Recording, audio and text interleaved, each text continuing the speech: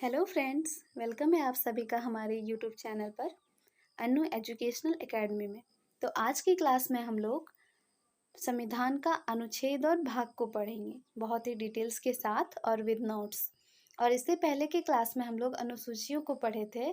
सभी अनुसूचियों को टोटल 12 अनुसूचियाँ थी, उसमें से हम लोग सभी अनुसूचियों को डिटेल्स में पढ़े भी थे और आप सभी को नोट्स के साथ भी हम पढ़ाए थे। तो आप लोग हैंड रिटन नोट्स कर लीजिए तो अच्छा रहेगा, और नहीं तो फिर आप लोग को अगर नोट्स का पीडीएफ चाहिए तो मेरे टेलीग्राम चैनल पर जुड़िए, और हम टेलीग्राम का लिंक जो है वो इस वीडियो के डिस्क्रिप्शन में डाल देंगे। तो चलिए स्टार्ट करते हैं आज की क्लास में अनुच्छेद और भाग। तो सबसे पहले देखते हैं कि अनुच्छेद है क्या। अनुच्छेद मतलब क्या? तो देखिए डेफिनेशन पढ़ते हैं।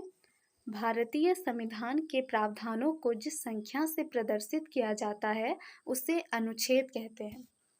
यह अनुच्छेद किसी विशेष मामले से संबंधित होता है, जैसे अनुच्छेद 1 संबंधित है भारत राज्यों का संघ है। ठीक है, अनुच्छेद क्या है? हमारे जो संविधान है उसमें बहुत सारे प्रावधान किए गए हैं, बहुत सारे कानून नियम बनाए गए हैं। ठीक है, उस प्रावधानों को नंबर से इंडिकेट करने के लिए जिसका प्रयोग करते हैं वो अनुच्छेद है। और वो जो नंबर है यानी कि जो अनुच्छेद है, अनुच्छेद 1 2 ऐसे करके, वो हर अनुच्छेद अपने आप में किसी विशेष मामले से संबंधित है। ठीक है, तो इसको हम लोग अनुच्छेद कहते हैं। जैसे कि भारत राज्यों का संघ है। अब देखते हैं हम लोग कि मूल संविधान में कुल 395 अनुच्छेद थे मूल संविधान में, लेकिन वर्तमान में 450 से प्लस है। ठीक है, अब देखिए जब संविधान लागू हुआ था उस टाइम जो है वो 395 अनुच्छेद थे, लेकिन इसमें फिर जुड़े बहुत सारे अनुच्छेद, और अभी अभी बहुत हैं, 450 प्लस हैं। तो इसमें जुड़ने का क्या कारण है कि समय के साथ जो है वो हमारे संविधान में बहुत सारे और भी कानून जुड़े। ठीक है, तो उस कारण से अभी अनुच्छेद बढ़े हैं और आगे भी बढ़ सकते हैं। ठीक है, चलिए अब भाग को देखते हैं कि भाग क्या है। अनुच्छेद तो समझ में आ गया, अब भाग देखेंगे। तो भाग भारतीय संविधान में किसी एक विषय को प्रदर्शित ना कर अलग अलग विषयों को प्रदर्शित करता है। इन्हीं अलग अलग विषयों को अलग अलग भाग में रखा गया है। जैसे अनुच्छेद 12 से 35 तक मौलिक अधिकार विषय से संबंधित भाग है। अब देखिए, अब भाग जो है ना वो भाग के अंदर अनुच्छेद आता है। आप ऐसे समझ लीजिए कि भाग जो है वो आपका बुक है, और बुक के अंदर बहुत सारा चैप्टर है, यानी कि चैप्टर को हम लोग अनुच्छेद बोलेंगे और भाग को एक बुक बोल देते हैं। ऐसे आप लोग समझ सकते हैं। ठीक है, तो अब इसमें क्या होता है कि एक भाग में बहुत सारा चैप्टर होता है, बट हाँ, अब वो जैसे कि आप पॉलिटी का बुक लिए तो उस पॉलिटी के बुक में आपको पॉलिटी से रिलेटेड ही चैप्टर मिलेगा, है ना। मतलब पॉलिटी से ही रिलेटेड है बट चैप्टर अलग अलग है। उसी तरह भाग एक ही है, जैसे कि आपका यहाँ पर देखिए मौलिक अधिकार से संबंधित भाग है। अब उस मौलिक अधिकार के भाग में बहुत सारा अनुच्छेद है, और हर एक अनुच्छेद अपने अलग अलग अधिकार की बात करता है। किसी में बोलने की स्वतंत्रता का अधिकार है, तो किसी में धार्मिक स्वतंत्रता के आधार है, किसी में शैक्षणिक स्वतंत्रता की। ठीक है, तो आप लोग ऐसे समझ सकते हैं। तो आई होप कि अनुच्छेद और भाग बहुत अच्छे से क्लियर हो गए होंगे। और हाँ, मूल संविधान में 22 भाग थे, लेकिन वर्तमान में 25 हो गए हैं। लेकिन एक चीज ध्यान देने वाली बात है, जो नंबरिंग है ना वो 22 ही है। बीच में जुड़ा है, जैसे कि इसमें जुड़ा है 4 तो ये एक बढ़ गया, फिर 9A बढ़ गया, 9B बढ़ गया, ऐसे करके। ठीक है, लेकिन जो संख्या है वो 22 ही है। बीच में ABCD कहीं जुड़ा है या क ख जुड़ के फिर 25 हुआ है। उसी तरह अनुच्छेद में भी हुआ है। मूल जो है वो 395 है, बट उसके बीच में कहीं क ख करके ऐड कर दिया गया है। ठीक है, चलिए आई होप आप सभी को अनुच्छेद और भाग बहुत अच्छी तरीके से क्लियर हो गया होगा। तो अब हम लोग चलते हैं कि भाग कितने भाग है। तो 22, मूल जो है वो 22 है, ऐसे देखेंगे तो 25 है। ठीक है, तो किस भाग में कितने अनुच्छेद हैं, और फिर उस एक भाग में किस विषय से वो संबंधित है। तो भाग 1 जो है वो आपका अनुच्छेद 1 से 4 आता है भाग 1 में। ठीक है, मान लीजिए कि ये भाग 1 है, इसके अंतर्गत आपका अनुच्छेद 1 से 4 आता है, 3 और 4। ये सब आते हैं। और ये चारों किस विषय से संबंधित है? तो हमारे देश की जानकारी देता है। देश में हमारा राज्य है, यूटीज हैं, इसके बारे में ये 1, 2, 3, 4 अनुच्छेद जो है वो जानकारी देता है। और भी क्या क्या देश से संबंधित जानकारी देगा, जैसे कि गोवा पर पुर्तगाली का कब्जा था, फिर गोवा को हम लोग ऑक्यूपाइड किए, अपना एरिया में मिलाए, तो उसमें कैसा प्रोसेस है। फिर सिक्किम को मिलाए थे तो उसमें कैसा प्रोसेस है। फिर अगर अपने ही देश में एक राज्य से हटाकर मतलब दूसरा राज्य, जैसे झारखंड, बिहार से झारखंड बना, तो फिर क्या प्रोसेस होगा इसके लिए। और फिर अगर एरिया में चेंजिंग करना है कुछ, या फिर बाउंड्री में चेंजिंग करना है, या फिर नाम में चेंजिंग करना है देश के, तो ये सारी चीज़ें जो है वो भाग 1 के अनुच्छेद 1 से 4 में मेंशन है। ठीक है, आई होप जो भाग 1 है वो क्लियर हो गया होगा।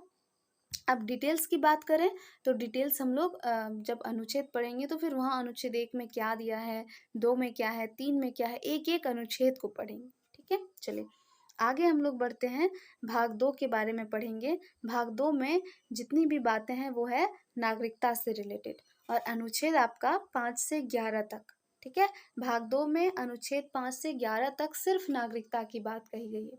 अब देखिए, जिस टाइम हम लोग का संविधान का निर्माण हो रहा था, उस टाइम ये एक बड़ी समस्या थी नागरिकता के ऊपर, क्योंकि उस टाइम हमारा देश का भी बंटवारा हो रहा था, इंडिया और पाकिस्तान का।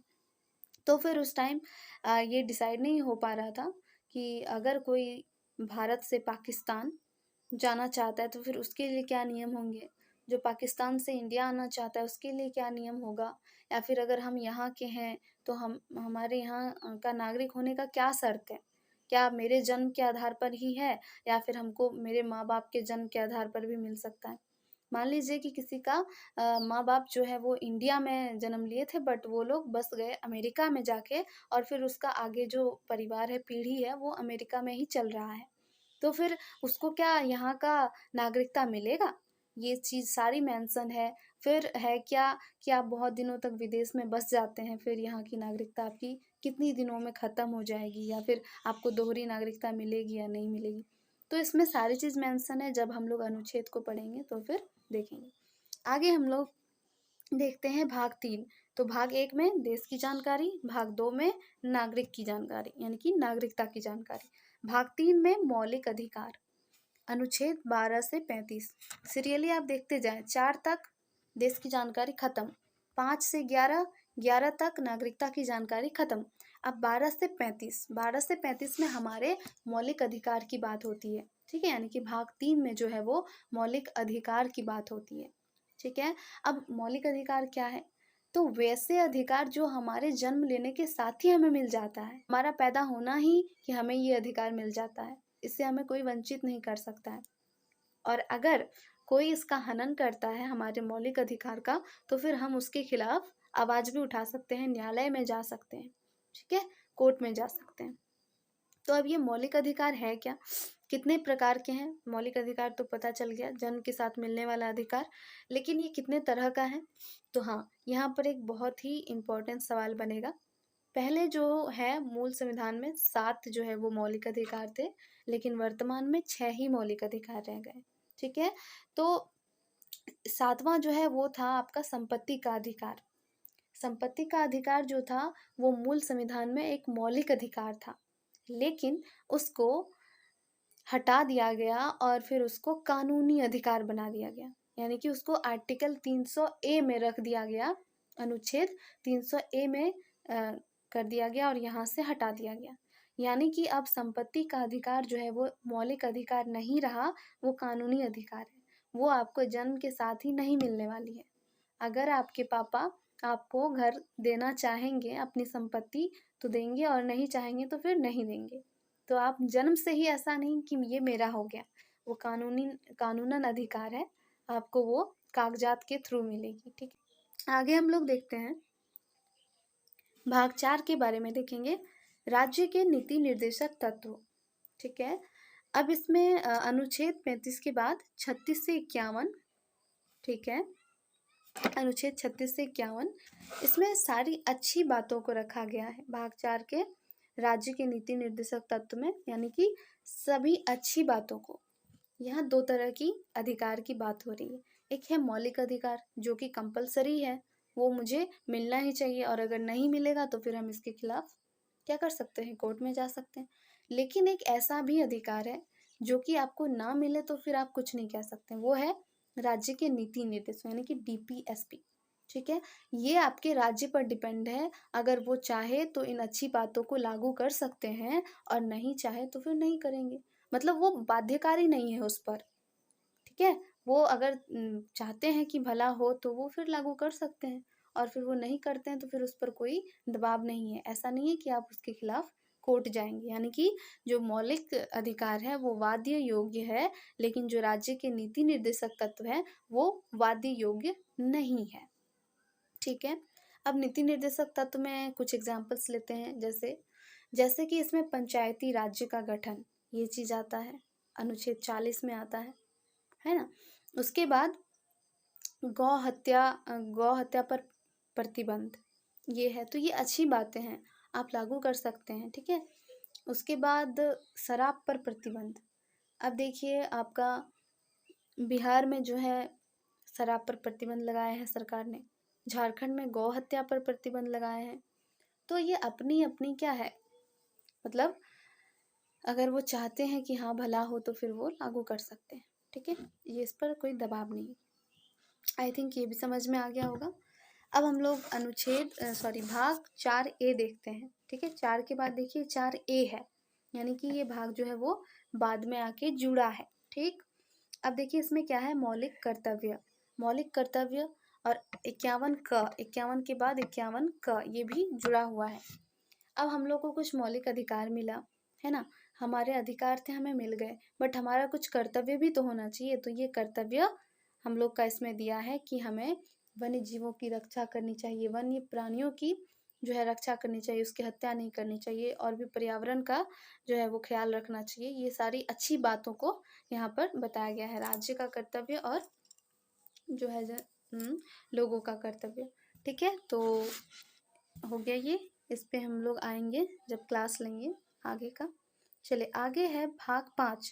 भाग 5 में संघ सरकार के बारे में सारी जानकारी है, यानी कि केंद्र में जो केंद्रीय सरकार जो है उसमें आपका राष्ट्रपति, उपराष्ट्रपति और मंत्रिमंडल और उसके अध्यक्ष जो है वो पीएम की जानकारी है। फिर संसद के बारे में जानकारी है, और राष्ट्रपति की विधायी शक्ति यानी कि राष्ट्रपति जो अध्यादेश जारी करते हैं है ना, तो उसकी है, और चीफ जस्टिस ऑफ इंडिया की जानकारी है, और भारत का नियंत्रक एवं महालेखा परीक्षक। आप ये देखें, भारत का नियंत्रक एवं महालेखा परीक्षक, इसमें क्या बात है, इसको थोड़ा एक्सप्लेन करते हैं। कैग, ठीक है, इसको बोलते हैं कंट्रोलर ऑडिटर जनरल, कंट्रोलर नहीं, कंट्रोलर ऑडिटर जनरल।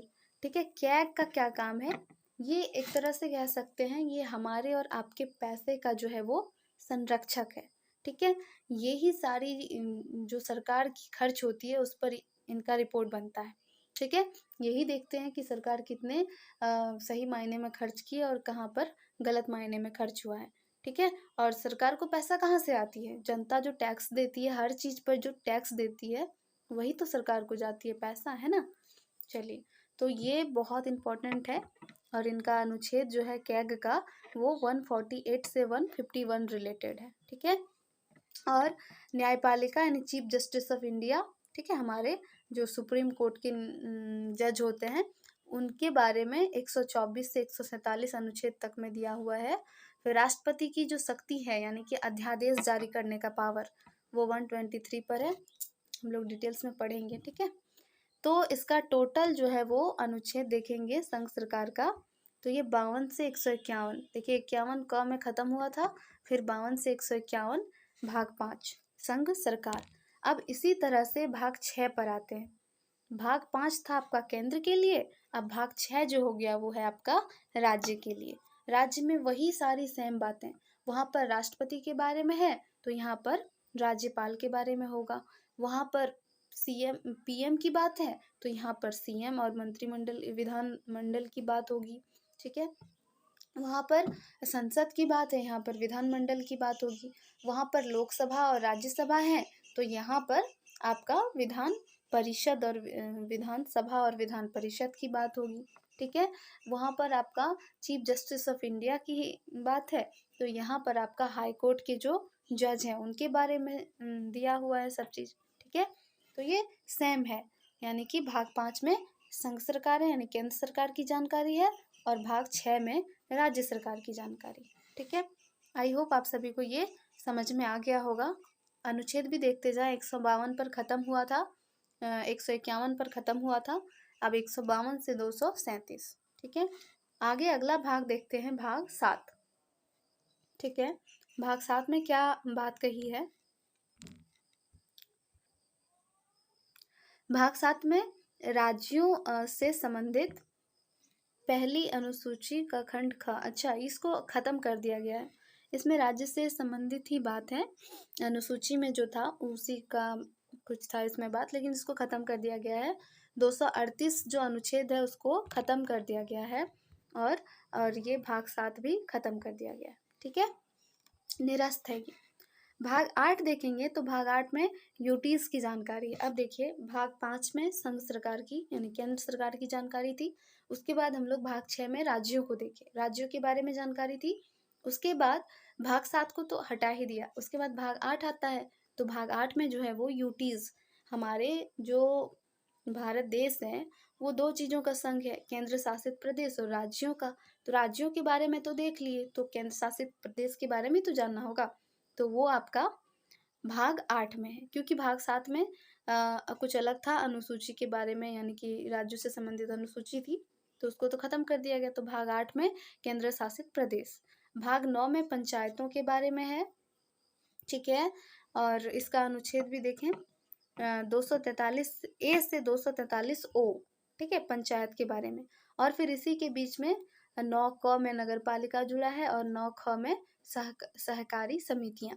ठीक है, और ये जो अनुच्छेद है इसी के बीच में होगा, 243A और 243O के बीच में। जब हम लोग नगर पालिका, पंचायत समितियां सब डिटेल्स में पढ़ेंगे, उस टाइम में हम लोग इसको कवर करेंगे। ठीक है, आगे हम लोग भाग जो है वो 10 देखते हैं। भाग 10 में अनुसूचित और जनजातीय क्षेत्र आते हैं, और इसमें पूरे भारत के जो हैं वो जनजाति नहीं आते हैं, असम, त्रिपुरा और मेघालय, मिजोरम, ये सारे आते हैं। ठीक है, और इसका अनुच्छेद देखें, 244 से 244 का। फिर जो भाग 11 है वो संघ और राज्यों के बीच संबंध को बताता है। ठीक है, और ये अनुच्छेद देखें, 245 से 263।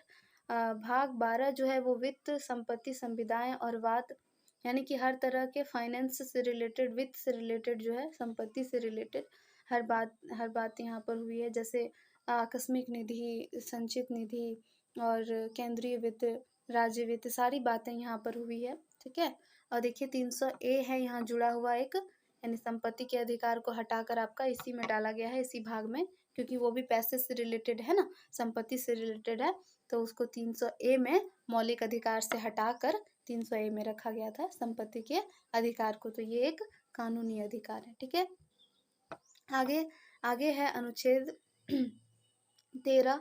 अनुच्छेद 13 में भारत में व्यापार, वाणिज्य और समागम, यानी कि भारत में व्यापार की बात हुई है, फिर हर राज्य के साथ व्यापार कर सकता है, और फिर जरूरत पड़ने पर जो संसद है वो व्यापार पर रोक भी लगा सकती है, क्योंकि वो राष्ट्रीय हित को देखेगी। अगर नुकसान में जाएगा, घाटे में जाएगा, और भी कोई रीजन होगा, तो उस हिसाब से फिर संसद इस पर व्यापार और वाणिज्य पर रोक भी लगा सकती है। अनुच्छेद देखें आप लोग, 301 से 307। अब भाग जो है वो 14 देखेंगे, इसमें संघ और राज्यों के अधीन सेवाएं हैं। ठीक है, जो राज्य के अधीन सेवाएं हैं वो राज्य कंडक्ट करेगी, जो सेंट्रल के अधीन है वो सेंट्रल करेगी। ठीक है, तो इसका अनुच्छेद 308 से 323। फिर 14 क में अधिकरण है। ठीक है, इसको भी डिटेल्स में हम लोग पढ़ेंगे, 323 क से 323 ख।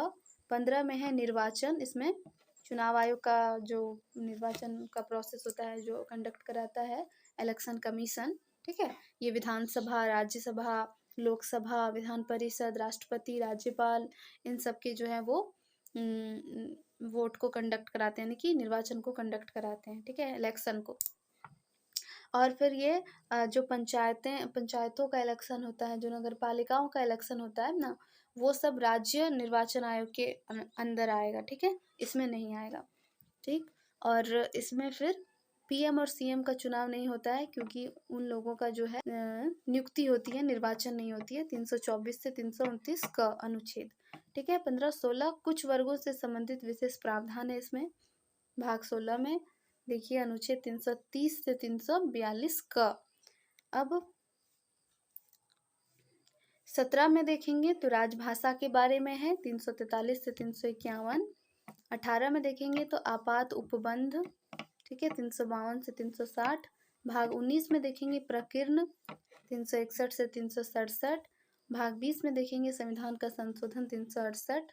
जितनी तरह का अमेंडमेंट है वो सारी भाग 20 में। भाग 21 में जो है वो अस्थायी संक्रमणशील और विशेष उपबंध है, ठीक है, 369 से 392। और भाग 21 में जो है, भाग 22 में जो है वो संक्षिप्त नाम, परिचय, हिंदी, प्राधिकरण और वाद और निरसन है। ये है आपका भाग 22 में 393 से 395। तो अंतिम जो वो नंबर है वो 395 ही है। बीच में जो ऐड हुए हैं बहुत सारे, वो भाग ऐड होके अभी ज़्यादा हो गए हैं। तो ये रहा आपका टोटल 22 भाग। आई होप 22 भाग आप सभी को समझ में आया होगा। और वैसे तो हम लोग डिटेल्स में पढ़ेंगे ही, बस एक आप लोग ओवरव्यू लेके रखिए। हाँ, यहाँ से देख के आसानी होगी कि हाँ किस में क्या बात कही है, यहाँ से को रिलेट करना पड़ेगा, ठीक है, चीज़ों को। क्लास अच्छी लगी होगी तो लाइक शेयर सब्सक्राइब जरूर कर दीजिएगा। जुड़े रहिए मेरे चैनल से, और हम इसी तरह से हर एक सब्जेक्ट का नोट्स वाइज कवर कराएंगे। सो आप लोग मेरे चैनल से जुड़े रहिए। चलिए मिलते हैं एक नई क्लास में, तब तक के लिए धन्यवाद।